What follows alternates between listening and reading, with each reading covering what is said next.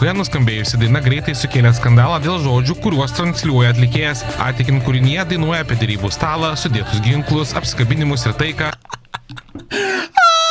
Yes, jėga, yes. Atėjo prievartautojas, išlaužė duris, išprievartavo tavo žmoną, nušovė tavo vaiką ir tada tipo... Ei, wow, pasideram, pasipilstam, susėdam prie vieno stalo. Tokie dainos žodžiai supykdė ne vieną žiūrovą, nes panašias frazes savo propagandoje naudoja ir Ukrainą užpuolusi Rusija.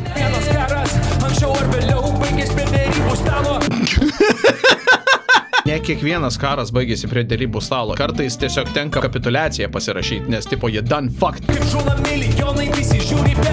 Kaip yra žudomi, rusų žudomi milijonai ukrainiečių su intencija juos žudyti, o ne žuva.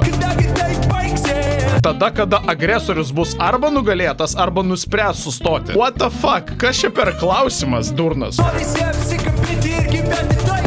Aš tai visiškai nenoriu apsikabinti ruso. Fuck that! Aš noriu, kad ta šūdų ir mižalų skylė būtų sulyginta su žeme amžiams. Ir atsiprašau, čia yra tik mano pozicija, su ja galima nesutikti, jinai yra labai radikali. Arba naivu, arba kažkas blogiau paslėpta. Aš manyčiau, kad čia yra paslėpta ne taip jau ir giliai, kažkas blogiau.